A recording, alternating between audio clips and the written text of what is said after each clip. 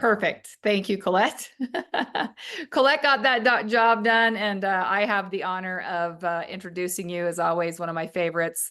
For those of you who are joining us this evening, you are in for a treat. One of the best in the industry, Mr. Randy Schroeder, is going to bring us some of his most amazing tips and tricks. I'll tell you, Randy, In the Mood, it's a song that you talked to us about a few months back, and it has become one of my favorites. I absolutely love it. It's definitely one that makes you want to get up and dance. And there's a lot about you that makes people want to get up and dance, or at least get up and move, because you are one that definitely brings energy to any room that you walk into. And we are so Thank you. lucky as a company to have you as part of it. Anybody that's met Randy knows he's just fantastic. I've known of him for many years, but the more I get to know him as a person, the absolute more I love him. And he really is a legend of the industry. And we at NELO Life are absolutely fortunate to have you here. And so I'm going to just step away and let you take over. Everyone, put on your thinking caps, get your pens and papers ready, because Randy's going to give you and pour into you all of his amazing tips and tricks of this incredible industry. So take it away, Mr. Randy Schroeder. Thank you, Liz. I appreciate that so much. So folks, as we begin here this evening, I'm going to start with an outcome in mind. What is the outcome? It is a rapid flow of new member applications. That's the outcome I've got in mind. When I share this information with you tonight, what is the target that I'm aiming for? The target that I'm aiming for is an increased number of new member applications. We need to understand that if we're growing our business as a result of increased buying among the membership, that's a great thing, because that means that the membership is experiencing value and so on. So I'm not denigrating that in the tiniest bit. But the way to grow our business is to increase the number of participants in the business, who then have the opportunity to both consume and use the products as we do, and they have the opportunity to access the compensation plan and to bring other members into it. And so what is the number one most important thing that must occur in your organization, for your organization to get dynamic, to get exciting, and to have the income wheel start to turn? Simply this: we must increase the number of new member applications. A rapid flow of new member applications is the first foundation piece upon which any successful business like ours is constructed. And so my own observation is that there's really not a lot of new things to learn. It's just about reminding most of us what we've already learned somewhere along the way about what would happen, what would need to take place to have this outcome of a rapid flow of new member applications be experienced in your group, be experienced in our company. And the most important thing I think that Samantha and I do in our business is we offer leadership boot camps, and we gather people together for a 3-day period of time. And in that 3-day period of time, I share there are 21 separate life's experiences that I choose from. Typically, we only get 14 or maybe 15 of those life's experiences included in that boot camp. But there are 3 that I consider foundational that are part of every single one of those leadership boot camps. And by the way, those are all free. We don't charge anybody anything for them. Anyone who wants to participate, they're always welcome. They simply have to be willing. They have to be willing to buy their own airplane ticket and take care of their own lodging. And then it's free, because I want my outcome to be predicated upon your success. I don't want my outcome to be predicated upon something that I offer that you buy.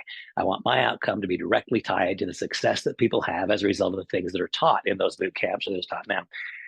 This is one of those foundational. There's 3 separate sessions that I consider to be foundational, and this is one of those foundational sessions, because there is nothing that is more important in the creation of a rapid flow of new member applications than what I will speak about today. And I will do it again, reflecting upon this, like one of those life's experiences that have resulted in the boot camp. The boot camp, by the way, is entitled "More Happy More of the Time: Lessons in Life and Leadership." And I believe that that's what we all want. We all want the same thing. We want to be more happy more of the time. And there's a series of contributors to those outcomes. And one of the contributors is to develop more skill. That gives us more self-confidence and more poise. If we have more self-confidence and more poise, less insecurity, well, we're more happy more of the time. If along the way we identify areas of character weakness and we neutralize them, then we're more happy more of the time. If we make more money, we're more happy more of the time. If we choose to use it, invest it, and share it with others gracefully and generously, we're more happy more of the time. The thing that must occur in order for the income wheel to start to spin more rapidly for you will be addressed here today. And it goes back to, gosh, so many years ago. This goes back to the year 1985. In 1985, against all odds, I was hired by a major New York Stock Exchange brokerage firm. And when I say against all odds, I want to explain that. I had some success early in my life. I've been an entrepreneur from the earliest days. Most of you know that I got involved in network marketing first when I was 9 years old. I became an Amway distributor and joined another couple of companies. And from third through 11th grade, I knocked on doors. I said, "Hi, I'm Randy Schroeder. I've got a fine selection of everything. Would you like to buy anything?" And enough people wanted to buy something that I bought the Converse sneakers that I wanted and the Levi's jeans. And ultimately, that move into entrepreneurship continued. You've heard me talk about demographics, about being poised in front of demographic trends and the aging of the baby boom. I was just lucky. It wasn't smart, but I was lucky. I owned a weight loss business at the time when the leading edge of the baby boom was turning 31 and 32 and 33 years old. That they were discovering that as they were reaching 30, their metabolic rate was slowing down at the rate of 1% per year. And at that very same time, their activity levels were going down. And so what we had was slower metabolism, less activity, and gradual weight being put on. We've seen that be exacerbated. America has become a society that, by and large, weighs too much. And that started way back then when the leading edge of the baby boom started turning 30 years old. Well, I was there with a weight loss company, and I successfully sold it. When I successfully sold it, I then moved to San Diego, and I had no idea what I would do for a living from that point forward. But I met a friend. His name was Blake Baxter. And Blake happened to be a stockbroker at a firm called Kidder Peabody. He said, "Randy, you should be a broker. That your skills, your talents, who you are seems to line up pretty well with that. You should be a stockbroker." And I said, "Well, that sounds kind of good. I don't know anything about it." I said, "Where should I work?" He said, "Well, the flagship firm in town is Merrill Lynch." He said, "Don't bother applying there. You can't get hired." But he said, "The flagship firm in town is Merrill Lynch." And I said, "Why can't I get hired there?" And he said, "Well, Randy, you don't meet their qualifications." And he just left it at that. You don't meet their qualifications. And he kind of moved on and told me other places that I should go and interview. But my nature, when somebody tells me that I cannot do something, that tweaks something in me that leads me to try to prove to myself and maybe to other people that that's not the case. And so, sure enough, the next morning I went to the Merrill Lynch office, and then I walked in there. It was the most amazing thing. The 24th floor of the Imperial Bank building in San Diego. At that time, it was the tallest building in town. And I mean, I've never seen anything. At that moment in time, it felt to me like I'd walked into heaven. It was the most beautiful thing I could possibly imagine. The view over San Diego Bay, the opulence, the decoration. It was over the top. It was out of the world for me. And I walked in there and I knew that that was where I needed to be. I didn't just want to be, I needed to be there. That would be such a tremendous success for me. And I remember I asked the receptionist, the person at the front desk, where would I go to get an application? And she told me that Mr. George Billette was the senior vice president, and his office was back there in the corner. And his receptionist out front name was Sandy. And he said, "Go and speak to Sandy, Miss Tipton." And so I went back and I explained that I had met a broker friend, and that he had told me about Merrill Lynch, and that was the place for me to be, and that I would just like to pick up an application and start the process of seeing if perhaps I could become employed by Merrill Lynch. And she was very kind, and she started shuffling through file cabinets and pulling out papers. And, I don't really see people doing that anymore. I don't know if there are file cabinets and papers anymore, but she's pulling an application out, and she's pulling out this and that and the next thing, and putting paperclip on them and clipping them together. And she hands them out to me, and she says, "Oh, we're really happy to meet you. I'll be interested to get this information back. By the way, where did you go to graduate school?" And at that time, I had to explain to her that I was just barely a graduate of Madison High, and that because of paperwork done after the fact. I didn't go to graduate school. And she pulled the papers back away, and she said, "I'm sorry, Randy. We only interview people who have graduate degrees. There are other firms in town where you could go and apply." And then I had the walk of shame. It felt like every single eye was on me as I turned around and I walked back out without even having the application in my hand because I didn't qualify. And as I was walking out and then just feeling the shame and the embarrassment, a thought came to mind. And over the course of my life, I've come to realize that thoughts don't just come to mind. From whence comes the thought? It wasn't that a thought came to mind. I had a moment of inspiration. That's what happened. And then for a period of time, I used to teach that we can live our lives in such a way that we become eligible for moments of inspiration. And upon further reflection, I stopped and said, "Well, what have I ever done to make myself eligible for a moment of inspiration?" And the answer, not much. And so you see, I don't believe that moments of inspiration come because we earn them or deserve them. I think they come because that's the way that God is. And hopefully we're alert to recognize that moment of inspiration when it comes. And so I was walking out on my walk out, my walk of shame. I had a thought came to mind, a moment of inspiration. And I stopped again at the front desk and I said, "So tell me, what time does Mr. Billette come to the office?" And he told me he comes in at 6. And what time does Miss Tipton come to the office? Well, she comes at 6:30. And so the next morning at 6 a.m., I walked in to Mr. Billette's office and I said, "Mr. Billette, I apologize for walking without an appointment. Miss Tipton would not even give me an application.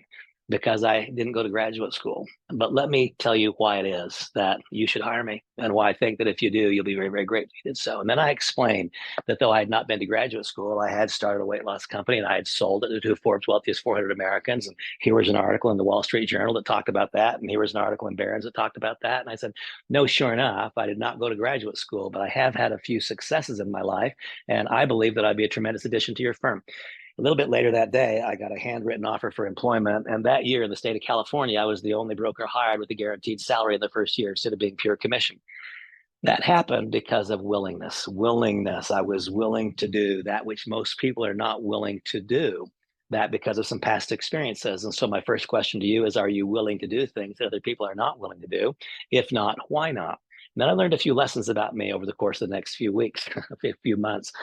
Mr. Billette, when I went back the next day, I received the handwritten offer. He sent it to a courier. A courier came to my home in Del Mar at the time with a handwritten offer of employment from Mr. Billette, indicating that I would be given a guaranteed salary the first year, and telling me that was the only such person in the state of California that year.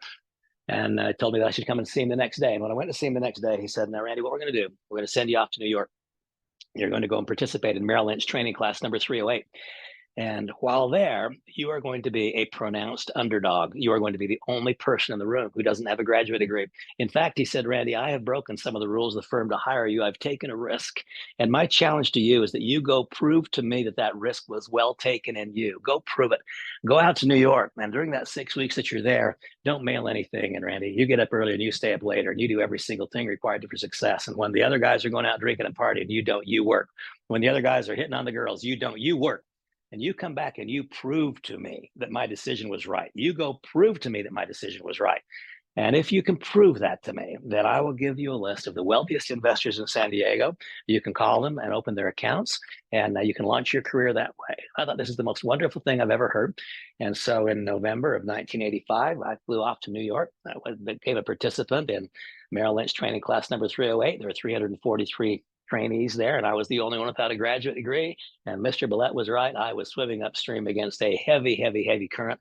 It wasn't just that the majority of those had graduate degrees. They had graduate degrees from Princeton and Harvard and Yale, and their uncle was a senator, and their grandfather was a governor, and it was overwhelming, and it was completely intimidating to me. And while in that environment, I could hardly see the things that Mr. Billette had seen in me. All I could see was all of my insufficiencies. That was all that I could see. But those insufficiencies and the unwarranted fear that I was feeling about not living up to the expectations of another person. And by the way, over the course of my career, I've come to have very high expectations of myself, but I no longer succumb or yield to the expectations anyone else may have of me. I have very high expectations of myself. I don't have expectations of anyone else, only acceptance of others. And I no longer subject myself to the expectations of anyone else. Those are some of the keys I've learned along the way to being more happy more of the time. But I pushed myself hard against the grinding wheel. And I got up earlier and I stayed up later. And I did what Mr. Billette had suggested. And 6 weeks later, I got a certificate, and it said that I, Randy Schroeder, was number one in Merrill Lynch training class number 308. Maybe the biggest dark horse victory ever in a Merrill Lynch training class. The only person there without a graduate degree, the only person there, or so it seemed to me. I know I was the only person there without a graduate degree. It seemed to me that I was the only person there who had not come from a blue blood pedigreed family.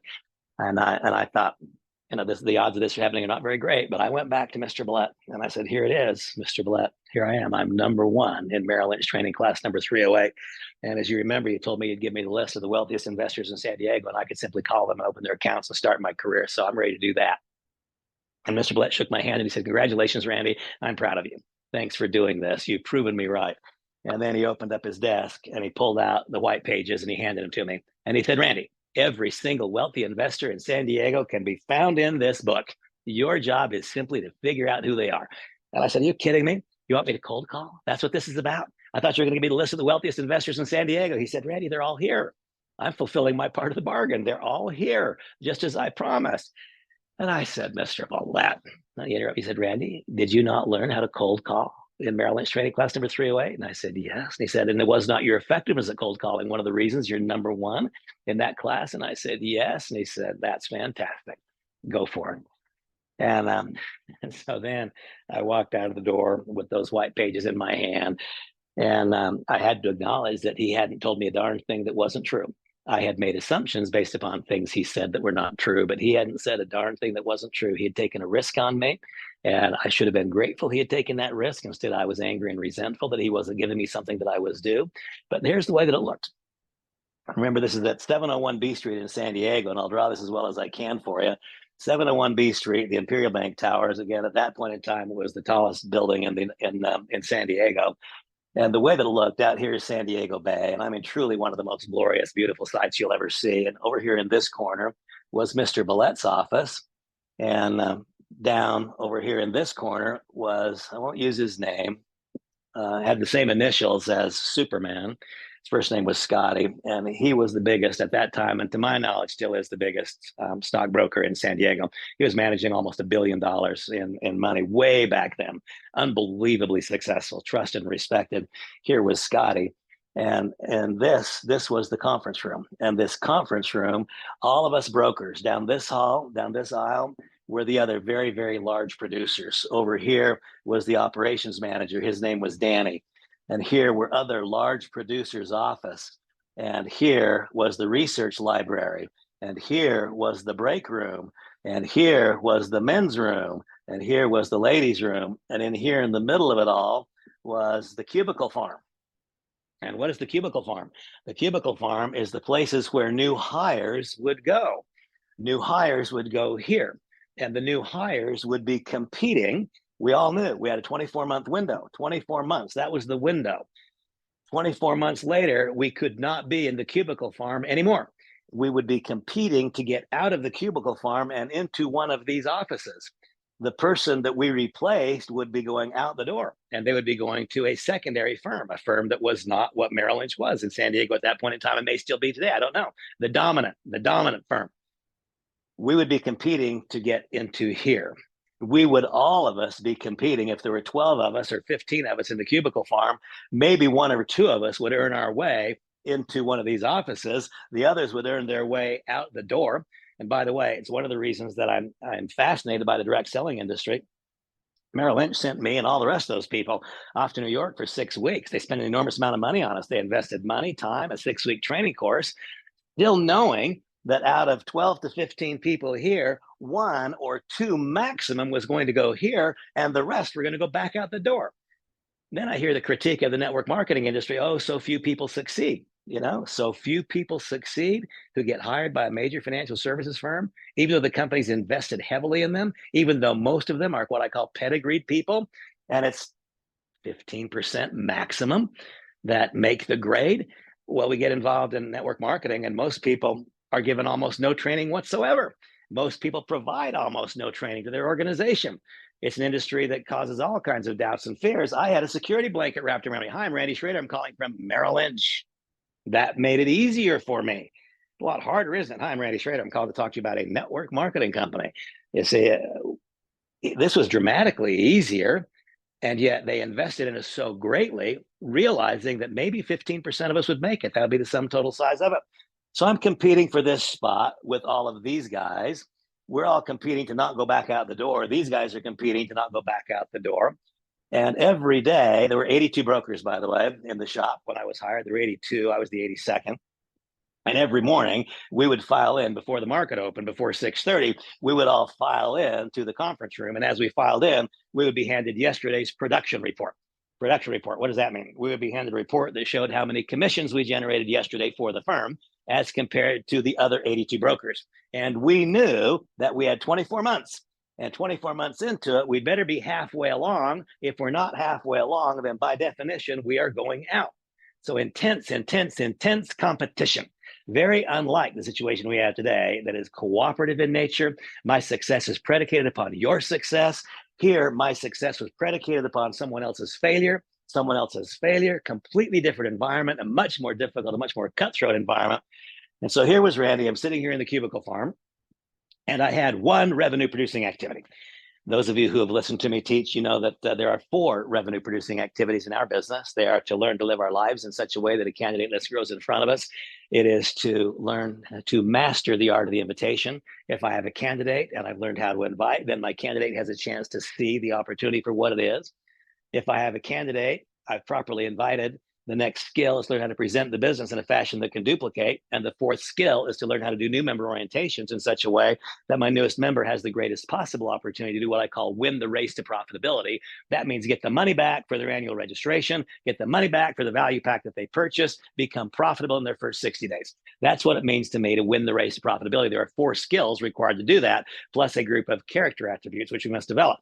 Over here, I had one revenue producing activity. What was the one revenue producing activity? It was to call prospects. And they were prospects at Merrill Lynch. Here I contact candidates. It's not the same thing. There I had prospects. And I had in fact been taught when I was at Merrill Lynch training class number 308 that the standard was 100 contacts per day, 100 contacts per day. And I knew that. I knew it very, very, very well. But here I am. And for a reason that today I can quantify perfectly, but that day I could not quantify, I was simply not making the calls. I just wasn't making the calls. If I didn't do the revenue producing activity, then I could produce no revenue. If I didn't do the revenue producing activities, there's no way that I would be advancing up this ladder. I just wasn't making the calls. I wasn't making the contacts. Now, that might sound a little bit familiar to some of you who are NELO Life members, and you didn't make any contacts today as a candidate. I'm willing to bet that most of you on this session right now did not make an outgoing call to your own personal candidate. Very same mistake I was making back then. And I wouldn't be surprised if the reason you didn't make the call was the same reason that I wasn't making the call. And what was the reason? What was the reason? I was ashamed of what I sounded like. This person went to Princeton. This person went to Harvard. This person went to Yale. This person went to Brown. This person was a Rhodes Scholar. This person went to Madison High School. And it felt to me, and I'm sure that I was imposing this all upon myself, but it felt to me like they all had a vastly wealthy group of people who were just waiting for their calls. I heard them calling the captains of industry. I heard them calling people whose names were on buildings. And I didn't know any of those people, literally none of them. What I was doing, I've got the white pages out and I'm calling Mrs. Adams, Mrs. Adams, Mrs. Adams, Mr. Adams, Mr. Adams, Mr. Adams. Hi, this is Randy Schroeder. I'm calling from Merrill Lynch. Hang up, click. They're calling the captains of industry. I'm calling Mrs. Adams. They were articulate. I was butchering the English language. I was ashamed of what I sounded like. And I was ashamed of the fact that I didn't have a whole bunch of friends that were wealthy who would trust and respect me and want to open an account. Now, I was imagining things that they were feeling. I have no idea. Maybe they were just as afraid as I was. It didn't seem like it, though, because they were making more calls. And so day after day, I was not making the number of calls that would be required to make success possible. Success was impossible because I was simply not making the number of calls that would make success possible. Far from making the number of calls would make success likely, and farther still, the number of calls would make success an absolute predictable thing. I was not making enough calls for success to be possible. Today, I know why. Fear and shame. That's what it was. I was full of fear and I was full of shame. And those things did not make it possible for me to succeed. And imagine it for a moment. Did these people want to help me? No, they were competing me for this office. Did this guy want to help me? No, he was competing me for the office too. And so there wasn't someone there like there is here to encourage me, to help me, to reach out to me, to say, come on, Randy, come on with me. Let me do it with you. Let me show you how to do it. None of these people were eager to have me succeed because my success would be born of their failure and their success would be born of my failure. And so day after day, the numbers are simply not adding up. Man, I'm 90 days into it. And instead of number 82, maybe I'm number 80, maybe I'm number 80, maybe I'm number 79. I'm going nowhere. And I had created for myself a series of avoidance behaviors. Now I know exactly what they were. They were avoidance behaviors. So because I didn't want this guy to hear me, I didn't want this gal to hear me, I didn't want this one to hear me. And by the way, some of my, it was destined to occur, but the seeds of my alcoholism were fully planted here because I couldn't make those phone calls when these people were here. I could only make the phone calls after hours when they weren't there and when I had a bottle of vodka sitting on my desk. Then I could make the phone calls. I'm sure they weren't very good, but that's the truth. That was the exact reality of what was going on. And so day after day after day after day, I'm not making the phone calls. What phone calls I am making, I'm making at night. And so I had a little loop that I would go on. First, I'd come over here to Danny, and I'd say, so Danny, teach me, Danny's the operations manager, teach me this, is being short a put, selling a put option. Is that a bullish strategy or a bearish strategy? And Danny would explain it to me and I'd say, oh, great. Yeah, if I'm short a put, that's a bullish strategy. That's fantastic. I love that. And then I would go over here to one of these brokers and I'd say, so why'd the market go up today? Well, Randy, there were more buyers than sellers. I thought that was absolutely brilliant. And then I would come over here to the research library. And if Merrill Lynch was recommending Bank of America, then I'd come over here and I'd read all about Bank of America.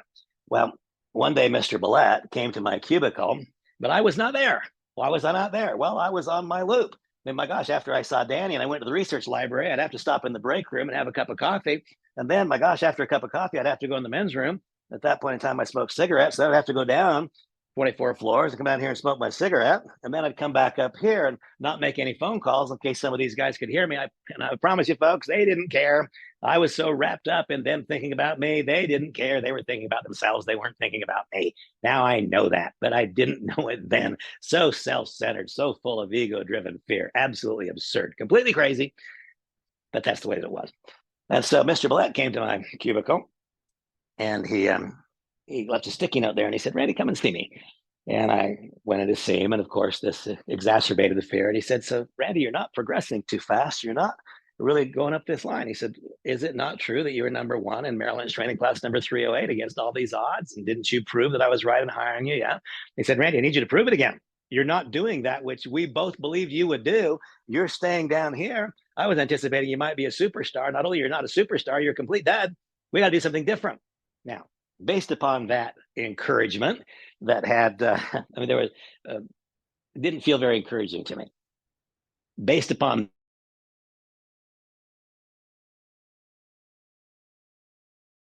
that did not eradicate the fear, and fear was the problem.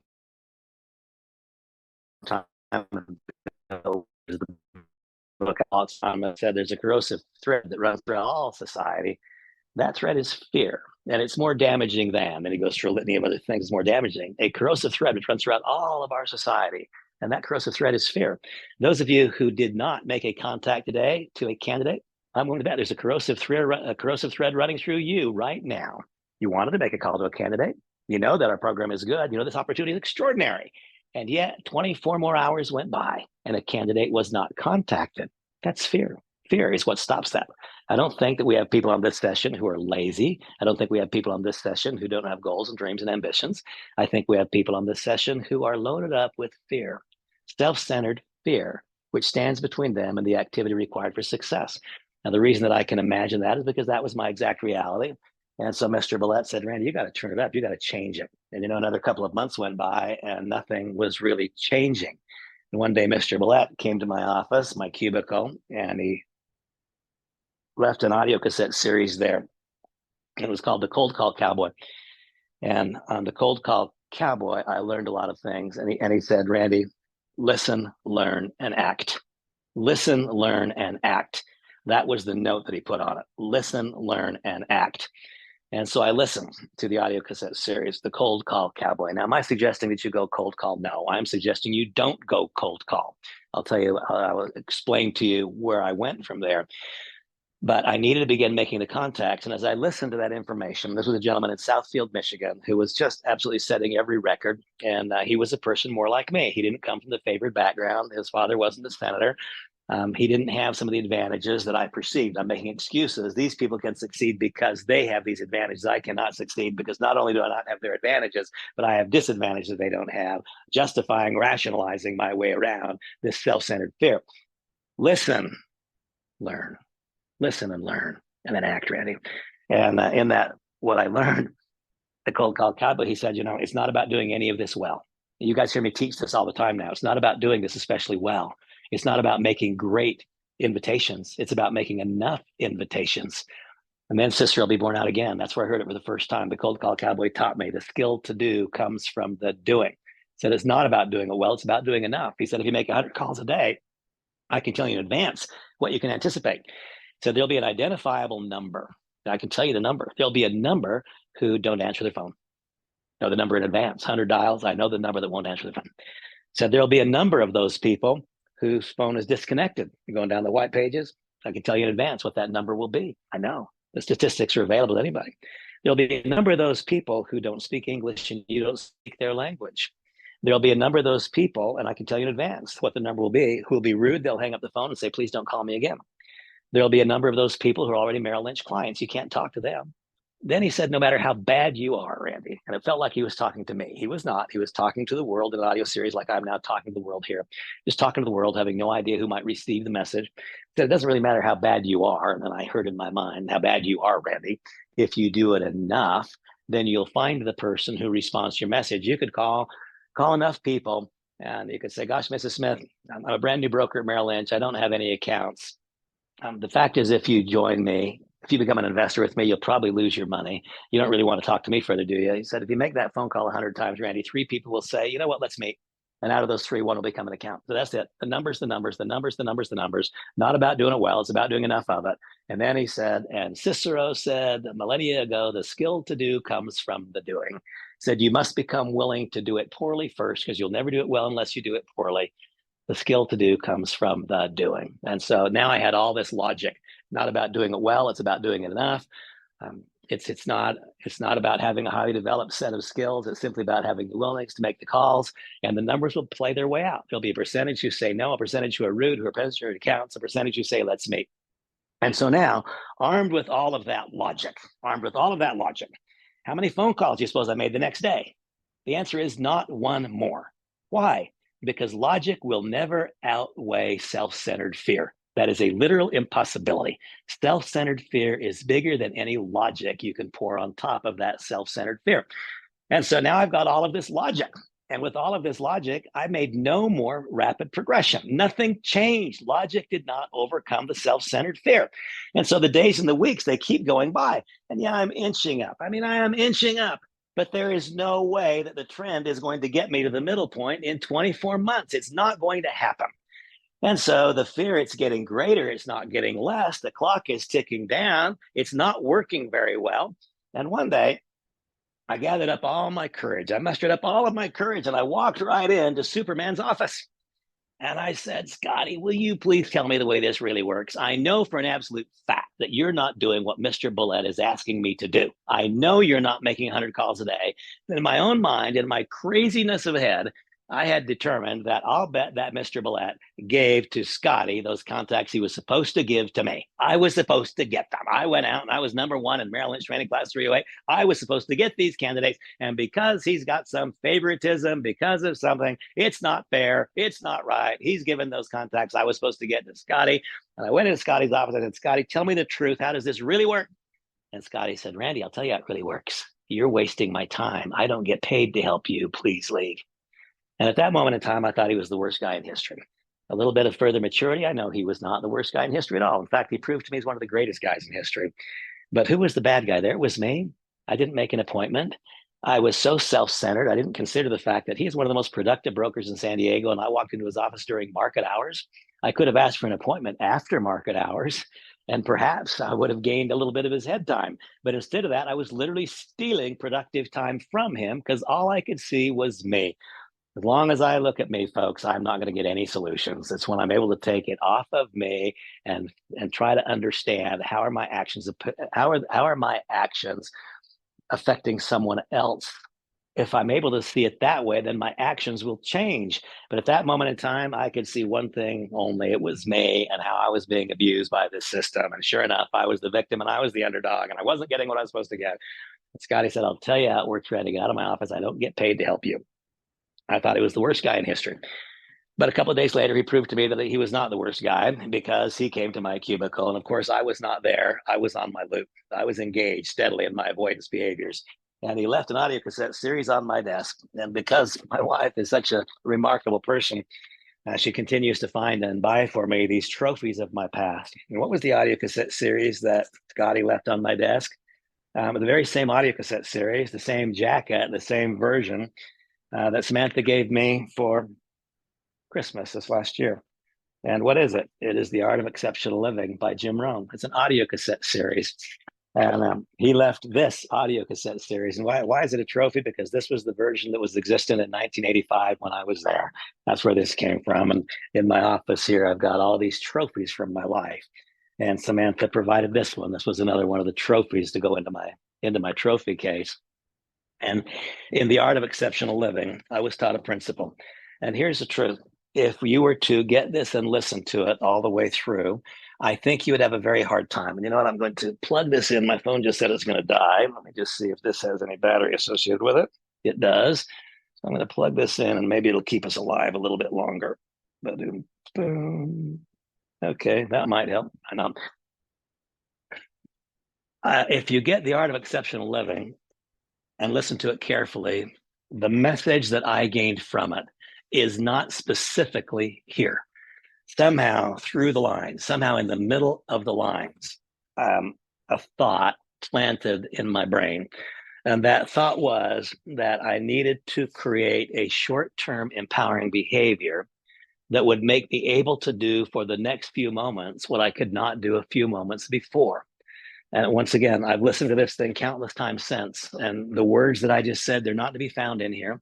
And even that content, what I just said, is not specifically here, but some combination of all that is here on those audio cassettes, some combination of those 6 cassettes and all the material listened to over and over and over gave it provided the soil, the fertile ground for which that idea could spring up, create a short-term empowering behavior such that I'm able to do for the next few minutes what I could not do a few minutes before. And I started poking and prodding around and trying to find ways to do that. And I started to gradually improve a little bit, trying to find these short-term empowering behaviors. And then at about this time, the first Rocky movie came out. And when the first Rocky movie came out, I mean, what the heck? I wasn't making any calls anyway. And so I left the office and I went to a matinee. And when I went to that matinee, I can still recall, I can call to mind right now with perfect clarity what it felt like for me when I saw Rocky, AKA Sylvester Stallone, running up the steps of the Philadelphia Library. And I can remember it just like this. Ba-bum-bum, ba-bum-bum, ba-bum-bum, ba-bum-bum. And I thought to myself, my gosh, if I felt like this, I could call. If I could feel like this, I could call.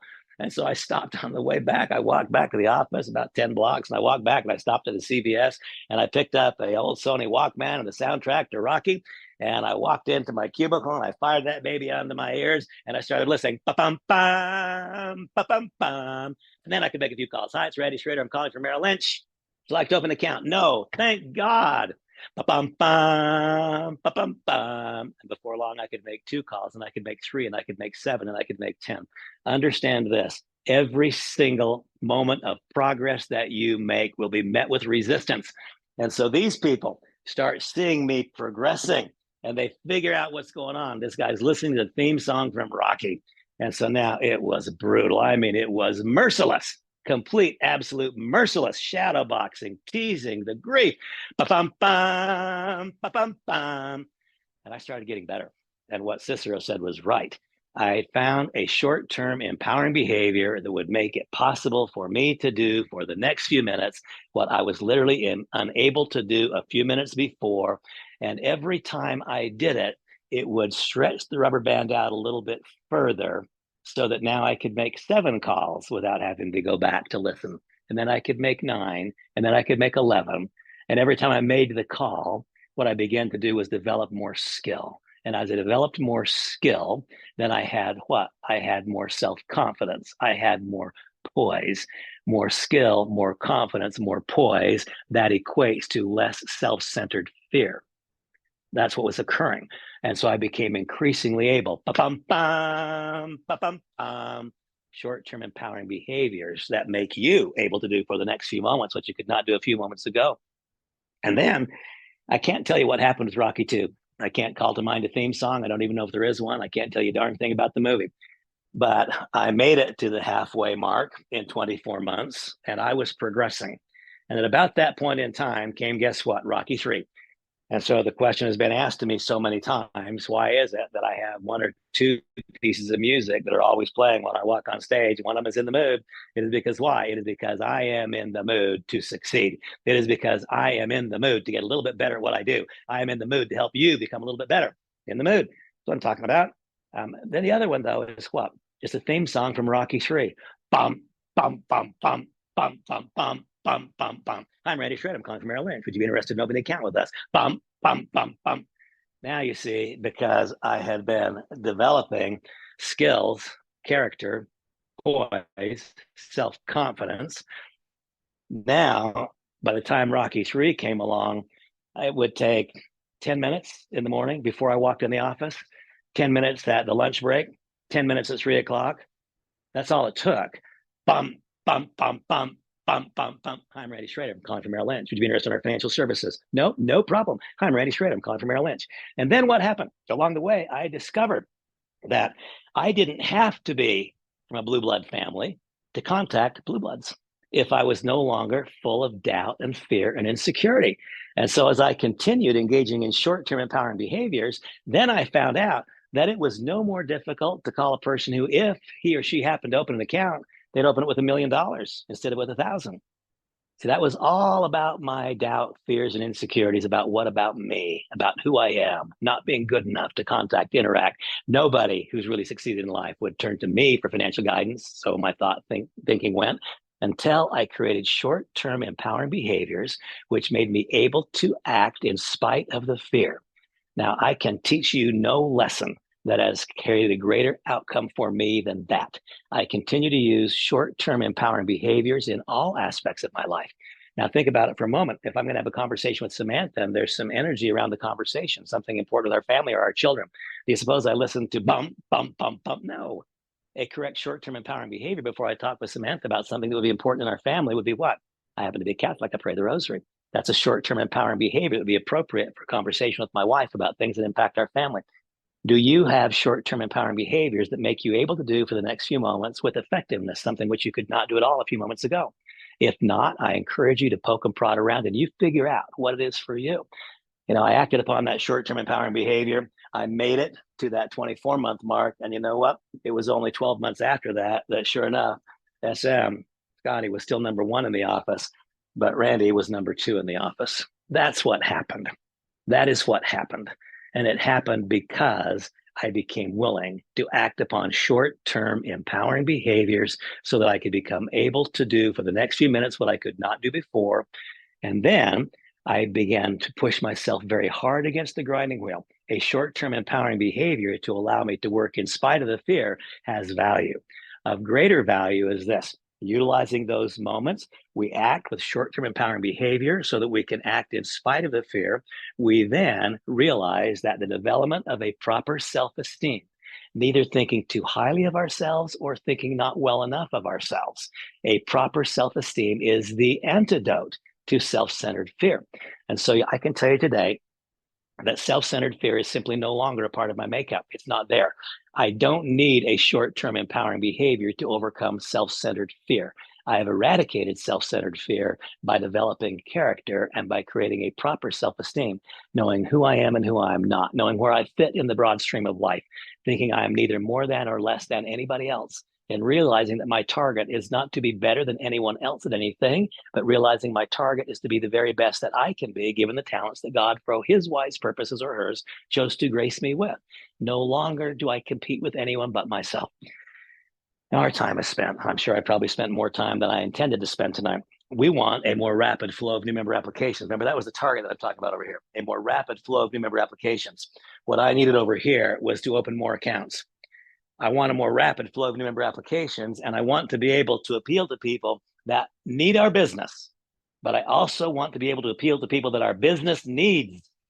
And so you see, in order for me to be able to appeal to business that our business needs, then I will never do that simply by overcoming for a brief moment self-centered fear by acting upon the short-term empowering behavior. I won't. What I need to do is eradicate any thought that I have that I am not as good as, that for some reason I'm not eligible to. Folks, think about this for a moment. What are the obstacles that you face? Well, I've described to you the fact that I'm not formally educated. I doubt if there are a lot of you who've ever been convicted of a felony. I doubt if there are many of you who've spent time in jail, and probably almost none of you have spent time in prison. I have, folks. I can't really think of any tremendous advantages that I have. I think that we all have the same advantage. The advantage is what? It is the talents that God has chosen to freely give to us. Then those of us who become willing to work and work and work and work to refine those talents into skills which become beneficial to other people, we begin to get the key in the lock of success. Then those of us who continue to work and work and work and work to eradicate self-centered fear, to develop a correct sense of self, who we are and who we are not. Who are we? Apparently, we are exactly the way that we were supposed to be. Why? Because nothing, absolutely nothing happens in God's world by mistake. And if I'm not satisfied with my current outcome, then what I can do is make a decision to push myself against the grinding wheel. I can create short-term empowering behaviors to make me able to act in ways I couldn't act previously. And I can then be resolute in my decision to eradicate character flaws. I can be resolute in my decision to develop a proper sense of self-esteem such that I no longer am subject to self-centered fear. When I'm no longer subject to self-centered fear, I will then make the right number of candidates and the right number of contacts to have a more rapid flow of new member applications. And when we as a body have arrived at a point where we know who we are and who we're not, we're comfortable in our skin, we are no longer subject to what someone else thinks about us, we feel good about us because of our behaviors, we will then no longer need courage to contact the best and the brightest and the strongest. Acting upon short-term empowering behaviors allows us to make enough candidate contacts to have a rapid flow of new member applications, continuing to push ourselves against the grinding wheel of life. That then gives us the opportunity to eradicate permanently self-centered fear, to create a proper self-esteem. That then gives us the possibility to realize that our own accomplishment up until now is not what determines our self-worth, and we have the ability to reach to anyone.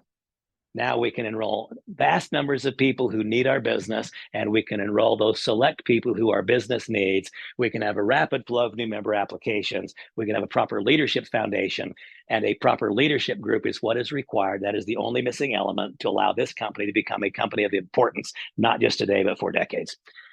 Okay, enough out of me. I have no idea if Liz or somebody is still standing by to close it out. But folks, I appreciate you being with me this evening.